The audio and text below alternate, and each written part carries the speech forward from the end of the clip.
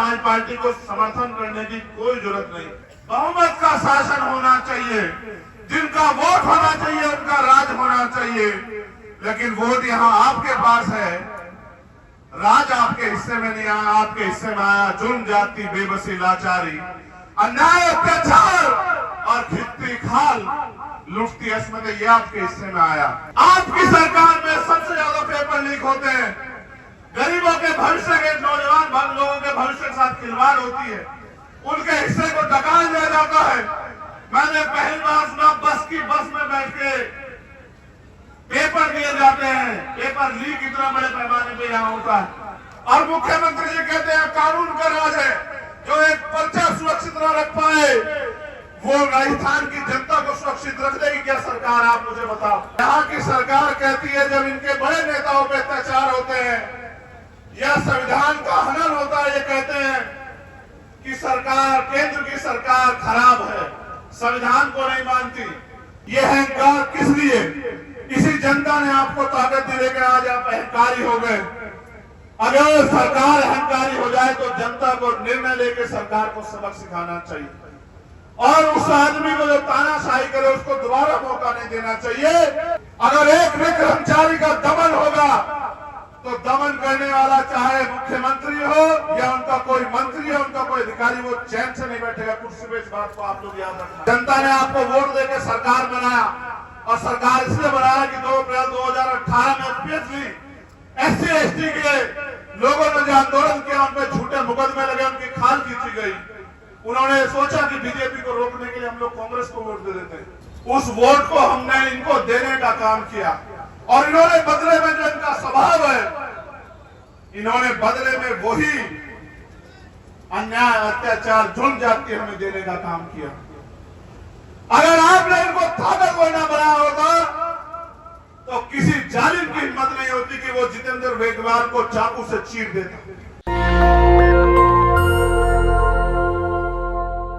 धन्यवाद देता हूं राजस्थान के भीम आर्मी के कार्यकर्ता को, सभी जिला कमेटियों को, बूथ कमेटियों को, विधानसभा कमेटियों को, प्रदेश कमेटियों को और सबसे ज्यादा धन्यवाद देता हूं बहुजन मीडिया के साथियों को, अपने मीडिया के साथियों को, उनका भी बहुत बहुत धन्यवाद। जो खबर कोई नहीं दिखाएगा वो आपके जरिए, आज सोशल मीडिया का जमाना है, पूरा देश देखेगा। सम्मानित साथियों, पिछले 6 न्यायिक सम्मेलन हमने किए राजस्थान के अलग अलग कोनों में और 7वां सामाजिक न्याय सम्मेलन समापन हमें वो यहां करना है। ये प्रदेश की राजधानी है। उसके साथ साथ जो हमारी साइकिल यात्रा, सामाजिक परिवर्तन, आर्थिक मुक्ति साइकिल यात्रा जो चली हुई है वो भी आगे बढ़ेगी और अलग अलग विधानसभाओं में हमारी सभाएं भी होंगी। और मेरा यह अटल विश्वास है कि इस बार राजस्थान की धरती ऐतिहासिक निर्णय लेगी और अमीरों को नकार के गरीबों के बच्चों को ताकत देने का काम करेगी। ऐसा मेरा विश्वास है राजस्थान में। इस बार यहाँ की सरकार से भी मुझे बहुत कुछ कहना है। कहना इसलिए है क्योंकि हम लोग प्रदेश की राजधानी में हैं। जैसी चमक सूर्य की मेरे चेहरे पे पड़ी है, ऐसी चमक आपकी जिंदगियों में आ जाए, यही पूरा आंदोलन है, यही पूरा संघर्ष है, यही लक्ष्य है। और ये चमक तब तक रहेगी जब तक आप लोग संघर्ष करोगे। जिस दिन आपने संघर्ष का रास्ता छोड़ के सुविधा का रास्ता इख्तियार कर लिया, ये चमक भी चली जाएगी। मेरे साथियों, इस बात को आप लोग याद रखना। तो जैसा मैंने कहा कि यहाँ की सरकार से भी बात करनी है, लेकिन यहाँ की सरकार के साथ यहाँ अपने लोगों से भी बात करनी है कि वो क्या चाहते हैं। अगर आप इन सरकारों से खुश हो, अगर आप इन सरकारों के कार्यकाल से खुश हो, तो फिर आपको आजाद समाज पार्टी को समर्थन करने की कोई जरूरत नहीं। और अगर आप ये मानते हो कि बार-बार आपसे धोखा करके, आपसे झूठे वादे करके आपको ठगा गया है, तो फिर हमारे यहाँ एक कहावत है कि अजमाए हुए को अजमाया हुआ नहीं जाता। अगर आप मानते हैं कि यहाँ सभी सरकारों ने आपको बेबस लाचार गुलाम बनाने का काम किया है, तो मेरे साथियों फिर ऐतिहासिक निर्णय लो, क्योंकि भारत में आज लोकतंत्र है और लोकतंत्र में बहुमत का शासन होना चाहिए। जिनका वोट होना चाहिए उनका राज होना चाहिए, लेकिन वोट यहाँ आपके पास है, राज आपके हिस्से में नहीं आया। आपके हिस्से में आया जुर्म, जाति, बेबसी, लाचारी, अन्याय, अत्याचार और खिलती खाल, लुटती अस्मत, ये आपके हिस्से में आया।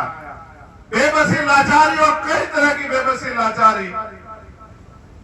अभी यहाँ छात्र संघ चुनाव होते थे, छात्र संघ चुनाव से हवा का पता लगता था।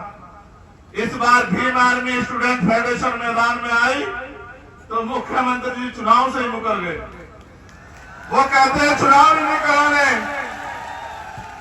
क्योंकि लोकतंत्र की सबसे पहली पाठशाला है छात्र राजनीति, और छात्र राजनीति से जो निकल कर आता है वो सरकार के दमन के आगे झुकता नहीं। उसका सबसे बड़ा उदाहरण आपके सामने चंद्रशेखर आजाद खड़ा है। जहां एक तरफ अमीरों की औलादें एसी के कमरों में सीखती है, बड़े बड़े मंच में सीखती है, वहां गरीब किसान, कमेरे, नौजवानों की औलादें वो छात्र संघ के जरिए यूनिवर्सिटी और कॉलेजों में सीखती है। इनको लगा कि नया नेतृत्व न खड़ा हो, इनका आपसी गठजोड़ चलता रहे, नए नेतृत्व का निर्माण और इसलिए छात्र संघ चुनाव को टाल दिया जाए। याद रखना मुख्यमंत्री जी, आप भले ही सत्ता की ताकत से छात्र संघ चुनाव को ना होने दो, लेकिन आप 2023 का चुनाव नहीं रोक सकते। 2023 का चुनाव होगा, ये युवा शक्ति राजस्थान की काया पलट के रख देगी, इस बात को आप याद रखना। आप नौजवानों की बात करते हो किस मुंह से? आपकी सरकार में सबसे ज्यादा पेपर लीक होते हैं, गरीबों के भविष्य के, नौजवान लोगों के भविष्य के साथ खिलवाड़ होती है, उनके हिस्से को डकाल दिया जाता है। मैंने पहली बार सुना बस में बैठ के पेपर दिए जाते हैं, पेपर लीक इतना बड़े पैमाने पे यहाँ होता है, और मुख्यमंत्री जी कहते हैं कानून का राज है। जो एक पर्चा सुरक्षित न रख पाए वो राजस्थान की जनता को सुरक्षित रख देगी क्या सरकार? आप मुझे बताओ। ये युवाओं के भविष्य के साथ जो खिलवाड़ चल रहा है, इस ढक्कन को हम लोग बंद करने का काम करेंगे 2023 में। आप लोग इस बात को याद रखना मेरे साथियों।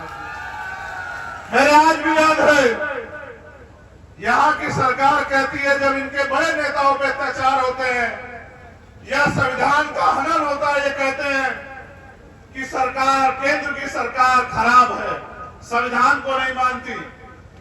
मैं ऐतिहासिक प्रमाण हूं आपके पास। मैं सीएचए के साथियों की लड़ाई लड़ने आया था, उनका आंदोलन था। रात को 12 बजे इसी जयपुर से उठा के मुझे सोते हुए को, और सिर्फ मुझे नहीं, मुझे तो आदत है आपकी लड़ाई में हर कीमत चुकाने की, लेकिन जितने भी साथी मेरे साथ आए हुए थे सबको जेल भेजने का काम किया सरकार। और लड़ाई सिर्फ उन सीएचए के भाइयों के हक अधिकार की थी। यहां थर्ड ग्रेड टीचर का जो है वो ट्रांसफर नहीं हो रहा, चाहे आशा कार्यकर्ता हो, आंगनबाड़ी हो, सीएचए के भाई हो, थर्ड ग्रेड टीचर हो, सरकारी कर्मचारी हो, तमाम लोग परेशान हैं। अभी मेडिकल के डॉक्टर्स ने धरना दिया, मुख्यमंत्री तानेशाही पे रहे और उनसे कहा नौकरी करनी है करो वरना छोड़ दो। ये अहंकार किस लिए? इसी जनता ने आपको ताकत दी लेकर आज आप अहंकारी हो गए। अगर सरकार अहंकारी हो जाए तो जनता को निर्णय लेकर सरकार को सबक सिखाना चाहिए, और उस आदमी को जो तानाशाही करे उसको दोबारा मौका नहीं देना चाहिए कि उसका घमंड इतना बढ़ जाए कि वो अन्याय अत्याचार की हद को पार कर जाए। इसलिए आज हम लोग सामाजिक न्याय सम्मेलन कर रहे हैं। और कानून का राज कितना है आपने देखा कि यहाँ एक कर्मचारी पहले रेल में एक महिला को, मुस्लिम महिला को छेड़खानी करता है, और फिर हमारे एक देशभक्त एएसआई की जो है टीकाराम मीणा जी की, और उनके साथ असगर और तमाम लोगों की, जिनका सगर भाई के मैं घर भी जाऊंगा, वो यही जयपुर के थे उनके आंसू पोंछने के लिए, लेकिन उनकी गोली मार के हत्या कर देती है। ये व्यवस्था जो यहाँ राजस्थान में है, और एक सरकारी कर्मचारी की हत्या होती है, शहीद का दर्जा देने के बजाय मुख्यमंत्री जी और उनके नेता बैठ के उस परिवार का मजाक उड़ाते हैं। ये इस बड़े सरकार की सच्चाई है आपके सामने। एक मेरे याद है, आपने ऐसे इतनी बड़ी ताकत में SC/ST की महापंचायत की थी, आपको याद है या नहीं है बताओ?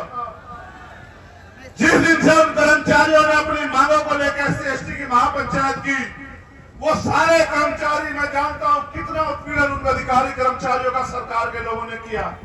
सरकार को लगा कि ये कर्मचारी अपने हक आवाज के लिए समाज को इकट्ठा कर रहे हैं। मैं उन कर्मचारी साथियों से भी कहना चाहता कि जब तक आप अपनी राजनीतिक ताकत नहीं बनाओगे, जब तक आप अपने व्यक्ति को ताकतवर नहीं बनाओगे, इसी तरह के दमन का सामना आपको करना पड़ेगा। लेकिन विश्वास रखिए, अगर एक भी कर्मचारी का दमन होगा तो दमन करने वाला चाहे मुख्यमंत्री हो या उनका कोई मंत्री हो, उनका कोई अधिकारी, वो चैन से नहीं बैठेगा कुर्सी पे। इस बात को आप लोग याद रखना। 2 अप्रैल 2018 के सारे मुकदमे वापस अभी नहीं हुए सारे मुकदमे वापस। और SC/ST आयोग बनाया है, किसी पोस्ट ऑफिस से ज्यादा नहीं है वो, उनकी कोई बात नहीं मानी जाती। उनके जो अध्यक्ष है उनको भी मैंने सुना, वो भी बेचारे कहते रहते हैं कि साहब ये परेशानी को सुनता नहीं, एक झुंझुना बना के रख दिया, उसको कोई ताकत पावर नहीं है। झुंझुना इसलिए बना दिया कि हम सवाल ना करें, लेकिन सवाल तो करने पड़ेंगे। जनता ने आपको वोट देकर सरकार बनाया, और सरकार इसलिए बनाया कि 2 अप्रैल 2018 में स्पेशली SC/ST के लोगों ने जो आंदोलन किया, उन पर झूठे मुकदमे लगे, उनकी खाल खींची गई। उन्होंने सोचा कि बीजेपी को रोकने के लिए हम लोग कांग्रेस को वोट दे देते हैं। उन्होंने आपकी सरकार बना दी, आपने उसके नाम पे 2019 में वोट दिया, और अब आज तक आपने मुकदमे वापस दी के न्याय आयोग को ताकतवर किया। ये बात इस बात को स्पष्ट करती है कि आप इन वर्गों के हितैषी हो ही नहीं। सम्मानित साथियों, बड़े दर्द के साथ कहना पड़ रहा है, देश भर के जुल्म अन्याय एक तरफ, देश भर का अन्याय अत्याचार एक तरफ, और राजस्थान का अन्याय अत्याचार एक तरफ, और फिर आप अन्याय अत्याचार के खिलाफ आवाज भी नहीं उठा सकते। आपको याद है जितेंद्र मेघवाल, कितने लोगों को याद है? हाथ खड़ा करो। आपको याद है इंद्र मेघवाल,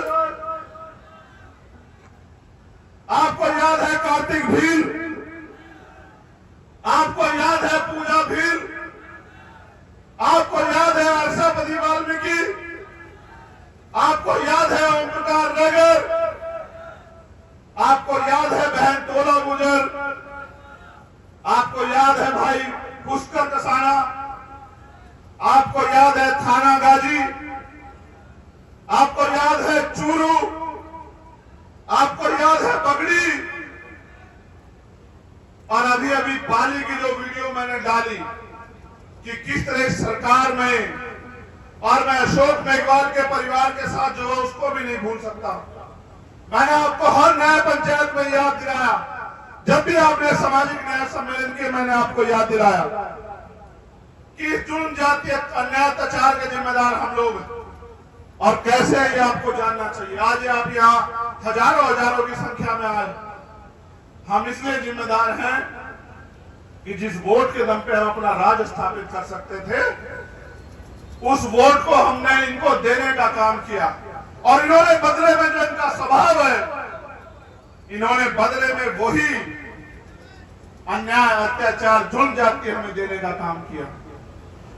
अगर आपने इनको ताकतवर न बनाया होता तो किसी जालिम की हिम्मत नहीं होती कि वो जितेंद्र मेघवाल को चाकू से चीर देता।